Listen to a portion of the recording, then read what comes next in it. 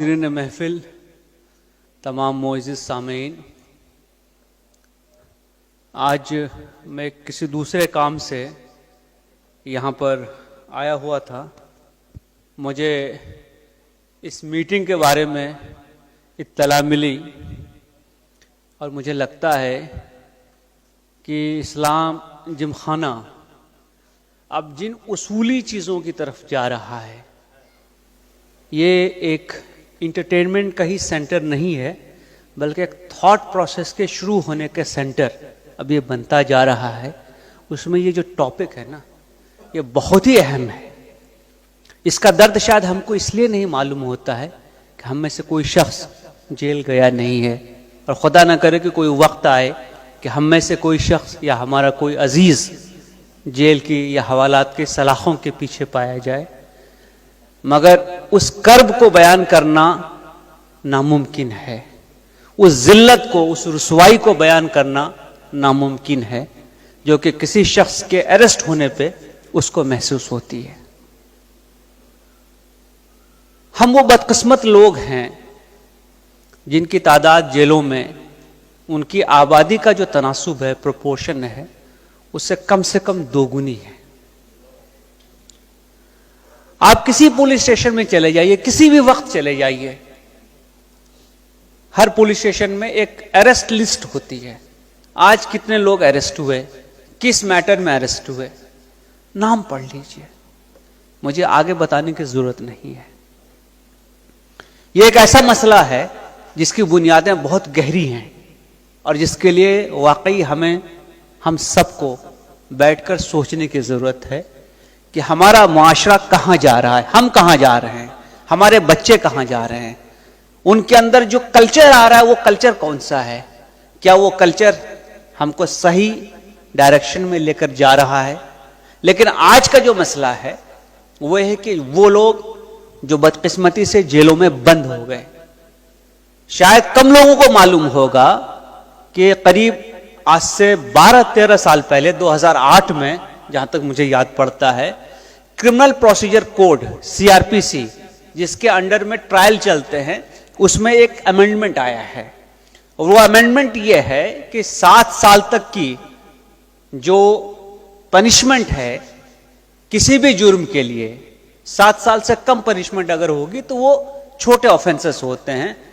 اگر اس میں سے کوئی شخص جیل میں ہے اور اس کا 50% وہ وقت وہاں گزار چکا ہے، تو اس کا رائٹ بنتا ہے ٹو بی ریلیز آن بیل۔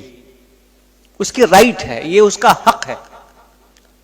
میں اس کے پہلے بھی کئی NGOs میں جا چکا ہوں اور اس حوالے سے کئی گفتگویں کر چکا ہوں، تو ہم نے ہمیشہ یہ سجیسٹ کیا ہے کہ سب سے پہلے وہ لسٹ نکالو، ان کو چھوڑنا ضروری ہے۔ ایک پروسیجر ہوتا ہے جس کو پورا کرنا ہے، وہ پروسیجر اگر ہم نے پورا کر لیا تو وہ بیل آؤٹ ہو جائیں گے۔ اس کو کرنے میں زیادہ مشکل نہیں ہے، اس لسٹ کو نکالنے میں بہت زیادہ تکلیف نہیں ہے۔ آپ ایک رائٹ ٹو انفارمیشن میں مانگ لیجئے جیلر سے، وہ آپ کو بتا دے گا کہ یہ آدمی جیل میں کب آیا، کتنے دن ہو گئے، کون سے کیس میں ہے، کون سی سیکشن لگی ہے، اور کوئی بھی شخص اس سیکشن میں کیا میکسیمم پنشمنٹ ہے اس کو دیکھ سکتا ہے۔ 50% کرنے میں بہت زیادہ الجبرا کی ضرورت نہیں ہے، ہم میں سے ہر شخص اس کو کر سکتا ہے۔ سوال اس بات کا نہیں کہ کتنے لوگ جیل میں بند ہیں، سوال اس بات کا ہے کہ کیا ہمارا ضمیر زندہ ہے۔ یہ سوال ہم کو اس کو نہیں، خود کو پوچھنا چاہیے۔ اس کے پہلے بھائیوں نے جو تقریر کی، میں اس کو دہرانا نہیں چاہتا، میں صرف ایک پوائنٹ کی طرف اشارہ کرنا چاہوں گا، یہی اسلام جم خانہ ہے۔ آپ سب کو معلوم ہے کہ شادی کے لیے بکنگ کا کیا ریٹ ہے یہاں پہ، مجھے بتانے کی ضرورت نہیں، آفس نیچے ہے، جن بھائی کو معلوم نہیں جا کے لے لیں۔ جو سجاوٹ ہم کرتے ہیں، جتنے لوگوں کو بلاتے ہیں، دعوت کرتے ہیں، جو کھانے کی پلیٹس ہوتی ہے، بیٹھ کر کے اس کا کیلکولیٹ کیجیے کیا کاسٹ ہے۔ میں کہتا ہوں 10% اس کا نکال دو، 10% مہمانوں کے یادی کم کرو، کچھ فرق نہیں پڑتا ہے۔ جو لاک ڈاؤن میں شادیاں ہوئی، کیا وہ ناکام ہو گئی ہیں؟ جس میں 20 لوگ گئے، 30 لوگ گئے، 50 لوگ گئے، کیا وہ لوگ خوش نہیں ہیں؟ وہ لوگ جو کورٹ میرج کرتے ہیں ان کی شادیاں نہیں چلتی ہیں.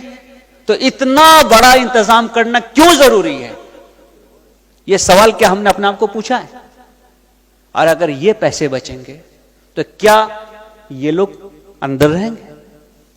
اور اس میں کوئی مذہب ملت کی تفریق نہیں ہے، انسان ہے، انسان کے لیے ہم نے کوشش کرنی ہے.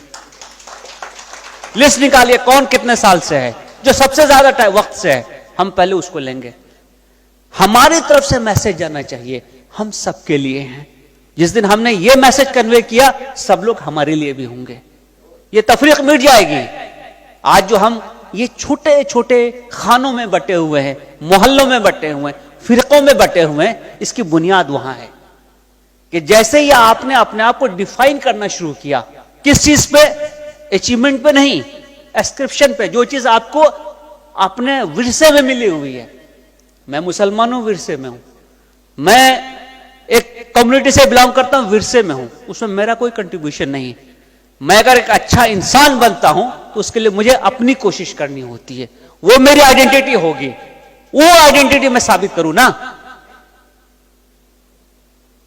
مجھے معلوم ہے کہ یہاں سے ہر سال شوقیہ عمرے میں کتنے لوگ جاتے ہیں. شوقیہ عمرہ رجب سے شروع ہوگا، شعبان، رمضان، عید وہاں پڑھ کے واپس یہاں عید پڑھنا. بھائی اللہ کے دین میں صرف ایک حج ہے، جسٹ ون حج.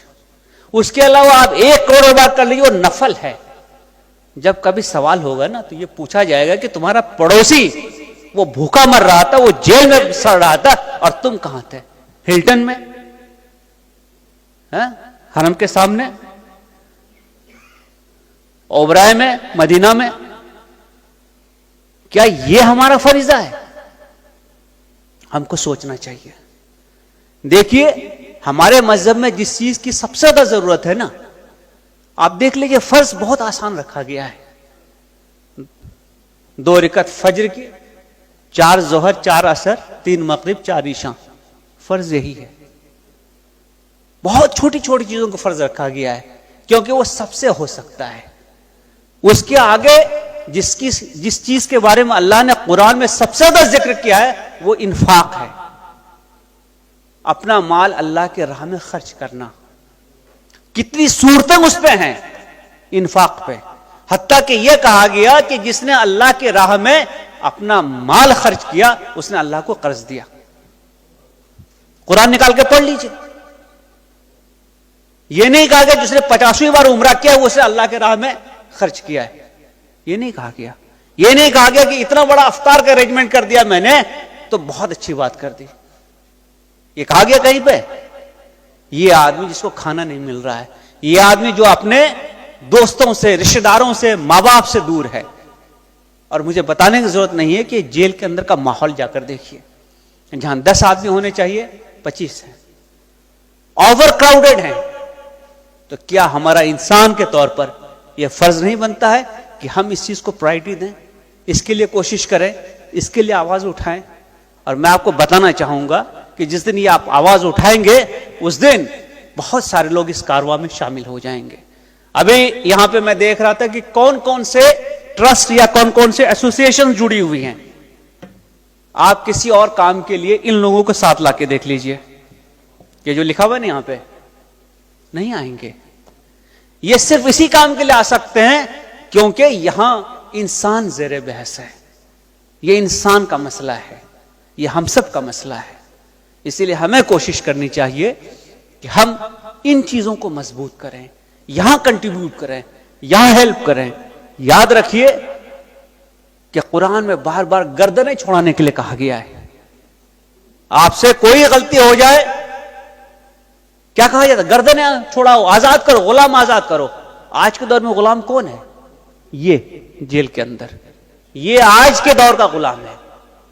یہ اپنی مدد خود نہیں کر سکتا ہے، یہ اپنی گردن نہیں چھوڑا سکتا ہے.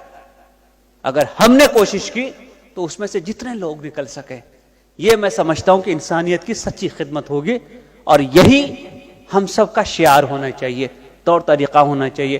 ہماری سوچ میں یہ بات آنی چاہیے. ہم میں سے جن لوگوں نے کیسز فیس کیے ہیں ان کو معلوم ہے کہ ایک کیس لڑنے میں کورٹ میں کیا حالت ہوتی ہے. ڈسٹرکٹ کورٹ ہو، ہائی کورٹ ہو، سپریم کورٹ ہو، ایک وکیل کے اپیرنس کی کاسٹ کتنی ہے؟ آپ یہ سوچئے کہ اس کے مقابلے میں اس کو چھوڑنا کتنا آسان ہے. اور یہ جو پیٹی کرائمز ہے نا، اس پیٹی کرائم میں آدمی اس لیے موجود وہاں پہ ہے کیونکہ وہ ڈاکومنٹ پروڈیوس نہیں کر سکتا ہے. بیل کا جو 10,000 روپیہ 15,000 روپیہ بھرنا ہے وہ نہیں بھر سکتا ہے، شیورٹی نہیں اس کے لیے، اس کے پاس کوئی جانکار آدمی نہیں ہے. ہو سکتا ہے یو پی کا آدمی ہو سکتا ہے بہار کا آدمی ہو، اڑیسہ کا آدمی ہو، یا کوئی اس کو جانتا نہیں ہے، اس کی شیورٹی کون دے گا؟ اس لیے یہ وقت آ چکا ہے کہ ہم ذرا اپنے آپ پہ جو اتنا توجہ دیتے ہیں نا، وہاں سے نظر ہٹا کے آس پاس نظر ڈالیں. یاد رکھیے، آپ کے گھر کے چاروں طرف اگر گندگی ہے نا، کچرے کا انبار لگا ہوا ہے، تو آپ کا گھر خوبصورت نہیں ہوگا. سماج میں اگر یہ صورت ہے تو سماج خوبصورت نہیں ہوگا. سماج کو بہتر بنانا ہے، اپنے ماحول کو بہتر بنانا ہے، ہم کوشش کریں کہ یہ لوگ جو کہ اس راہ میں آگے بڑھے، یہ بہت بڑا ایثار کا تقاضا کرتا ہے، مدد کا تقاضا کرتا ہے. جو ہو سکے ہم کوشش کریں کہ مدد کریں، اور اپنے تئیں کم سے کم کچھ لوگوں کی تو گردنیں آزاد کریں. خدا جانے کل قیامت میں یہی ہمارے نجات کا ذریعہ ہو. شکریہ.